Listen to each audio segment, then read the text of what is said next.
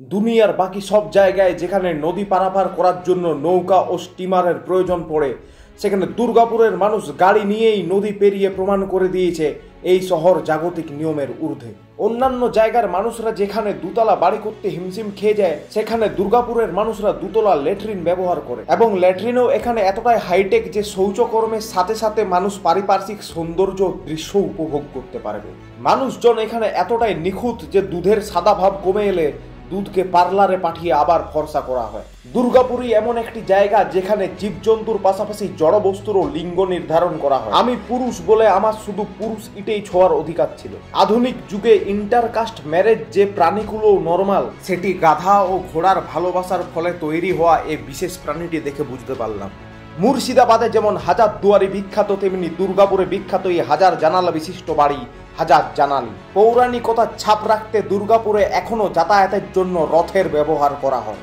দুর্গাপুরের ক্রমবর্ধমান অর্থনীতি দেখে হলিউডও সুযোগ বুঝে তাদের ব্রাঞ্চ খুলে ফেলেছে এখানে। স্পাইডারম্যান তো অলরেডি এখানে শ্বশুর বাড়ি বানানোরই প্ল্যান করে এসেছে। নিজের বিয়ের সাজ পোশাকের পাশাপাশি তার হাতে নিতবরের পোশাক দেখে আমি বুঝতে পারলাম সে বাঙালিদের বিয়ের সব নিয়ম কানুন জানে। দুর্গাপুরের মার্কেটের জন্য যে অনেকেরই সংসার চলছে সেটাও আমি বুঝতে পারলাম। এক ব্যক্তিকে এগুলো কেনার কারণ জিজ্ঞেস করলেই সে বলল ছোটবেলার থেকেই নাকি তার 4 চাকা কেনার শখ ছিল, তাই শেষ পর্যন্ত সে নিজের শখ পূরণ করেছে। দুর্গাপুরের মার্কেট এতটাই বিখ্যাত যে আমেরিকা থেকে কোম্পানি এসে এখানে পানের দোকান খুলেছে। যদিও এই পিক বিজনেস আওয়ারে ননির দোকান বন্ধ থাকায় আমি তাকে বললাম, ছি ছি ছি রে ননি ছি। অনেক সময় জায়গা কম থাকলেও আমরা কিভাবে অ্যাডজাস্ট করতে পারি সেটি স্টাইল লেখাটা দেখেই বুঝতে পারলাম। মানুষ যাতে প্রস্রাব না করতে পারে তার জন্য 2টো ওয়াচম্যান রাখা হয়, কিন্তু দিনের বেলাও এরা পাহারা না দিয়ে ফাঁকি মেরে ঘুম দিচ্ছিল। ট্রাফিক আইন মানুষের পাশাপাশি এখানে পশুরাও মেনে চলে, আর কেউ যদি আইন ভঙ্গ করে তার জন্য এখানে চালান কাটেন স্বয়ং যমরাজ। কিছুটা এগিয়ে গিয়ে আমি পৌঁছালাম ইস্ট বেঙ্গল সরণি, যেটা দিয়ে মোহনবাগানের সমর্থকরাও যাতায়াত করতে পারেন। নিচের অক্সিজেন সিলিন্ডারগুলো দেখে আমি বললাম, একটু তো দলটাকেও অক্সিজেন দিতে পারো যাতে ইন্ডিয়ান সুপার লিগে ভালো ফল করে।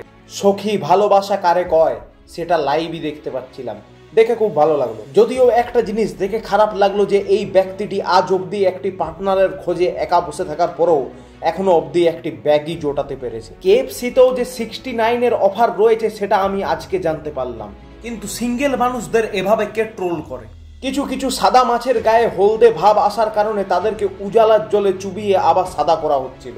কখনো কোনো ব্যক্তিকে যদি আপনার রাবিশ মনে হয়, তাকে সিধা এই আদমি বিনে ফেলে আসতে পারেন। রেল স্টেশনে চিল্লারের কাউন্টার দেখে বুঝতে পারলাম দুর্গাপুরে খুচরো পয়সার অভাব হয় না। সারা পশ্চিমবাংলার মতোই মানুষ এখানেও কেন আইন অমান্য আন্দোলনে এতটাই বিশ্বাস করে সেটা আমার কোনোভাবেই মাথায় ঢুকলো না। একটা বিশেষ জায়গাতেই চোখ পড়তে আমি দেখতে পেলাম লেখা আছে recycle today for a better tomorrow, অর্থাৎ ভবিষ্যতের ভালোর জন্য আজ থেকেই সাইকেল চালাও। তবে দুর্গাপুর থেকে বেরোনোর আগে আমি বলে যাই, দুর্গাপুর সত্যিই একটি লেজেন্ডারি শহর। তাই পার্ট 1 ব্লগের থেকে এই ব্লগে একটু কম কিস্তি মারবেন। ধন্যবাদ।